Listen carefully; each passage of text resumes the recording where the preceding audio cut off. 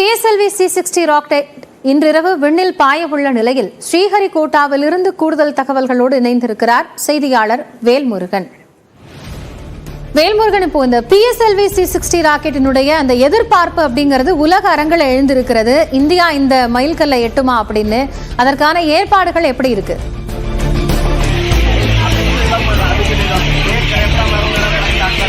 காயத்ரி, நீங்கள் குறிப்பிட்டதை போல ஸ்பேஸ் டாக்கிங் சொல்லக்கூடிய மிக முக்கியமான ஒரு தொழில்நுட்பத்தை இன்று இந்திய விண்வெளி ஆராய்ச்சி மையம் வெற்றிகரமாக நிகழ்த்திருக்கிறது. இதற்கான பல கட்ட அந்த முயற்சிகள் தற்போது வெற்றிகரமாக இன்று இரவு தொடங்கப்பட இருக்கிறது. குறிப்பா நம்ம இஸ்ரோ மையத்தில் இருக்கக்கூடிய அந்த நேரடி காட்சிகளை பார்த்துக் கொண்டிருக்கிறோம். ஏராளமான கல்லூரி மாணவர்கள், தற்போது பள்ளி மாணவர்கள் இந்த பகுதியில் குவிந்திருக்கிறத நேரடியாக பார்க்கிறோம். குறிப்பா அந்த ஸ்பேஸ் டாக்கிங் அப்படிங்கிறது இதுவரைக்கும் 3 நாடுகள் மட்டுமே இந்த தொழில்நுட்பத்தை பயன்படுத்தி இருக்கிறாங்க. முதல் முறையாக இந்தியாவினுடைய புதிய டெக்னாலஜியோட இந்த தொழில்நுட்பமானது செயல்பட இருக்கிறது. எனவே இங்க இருக்கக்கூடிய பல நிர்வாகிகள், குறிப்பாக பல தொழில்நுட்பம் ரீதியான பல விஷயங்களை மேற்கொள்ளக்கூடிய நபர்கள் இருக்காங்க. சார் வணக்கம். How do you feel that, sir? Today PSLV launched. I am really feeling very proud of our students who built the first microbiological payload. Okay. We are extremely happy for our students. Really proud moment for us. Okay. So totally how many students here?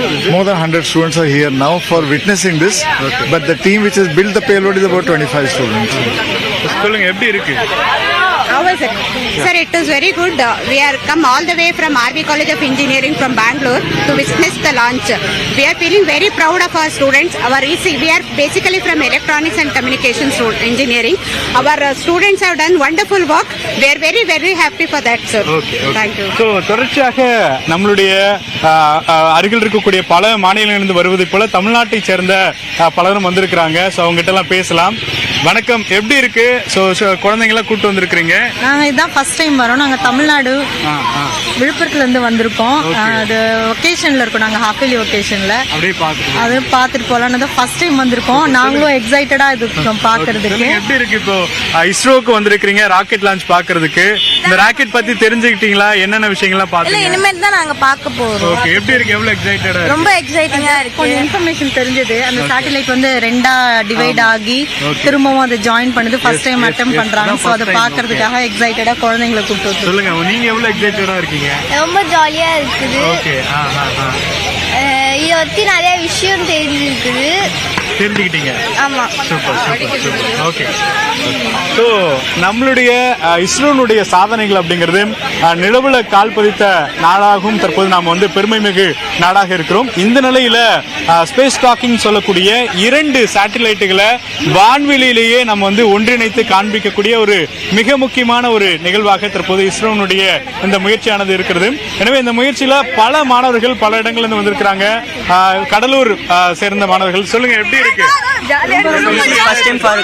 நாங்க first time வரோம். இதை பார்த்துட்டு இன்னும் inspire ஆகும்னு நினைக்கிறேன்.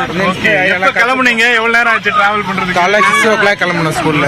So இன்னைக்கு PSLV C60 செலுத்த போறாங்க. இத பத்தின முக்கியமான விஷயம் தெரியுமா? யாருக்கெல்லாம் தெரியும்? சொல்லுங்க, யாருக்கு தெரியும்? இன்னைக்கு என்ன பண்ண போறாங்க? சொல்லுங்க. இல்ல, இது ககன்யான் மிஷனோட ஃபர்ஸ்ட் ப்ராஜெக்டா தான் இது பண்றாங்க. ஆல்ரெடி டெஸ்ட் ப்ராஜெக்ட் நிறைய பண்ணிருக்காங்க. இப்போ இது டாக்கிங் மிஷனா பண்ணிருக்காங்க.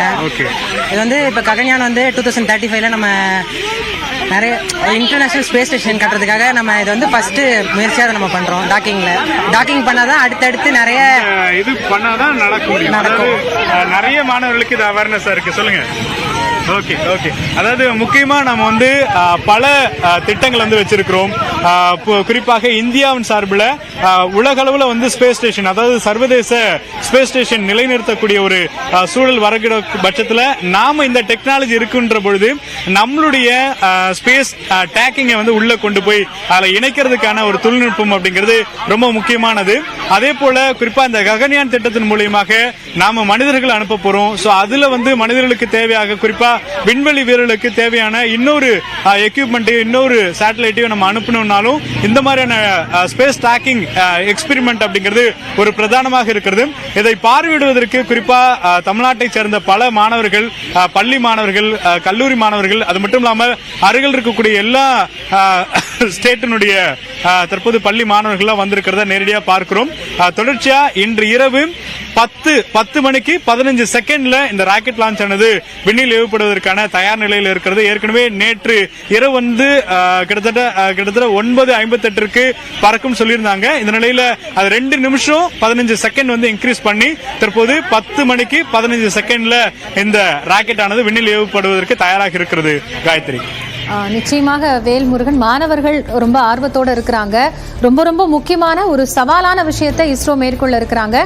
நிச்சயமா வெற்றி பெற்று அடுத்தடுத்த இந்த டாக்கிங் சிஸ்டம் மூலமா இனி அடுத்தடுத்த இந்த ஆராய்ச்சி அப்படிங்கிறது நமக்கு தொடர்ந்து கிடைக்கும்னு எதிர்பார்க்கலாம். விவரங்களுக்காக நன்றி.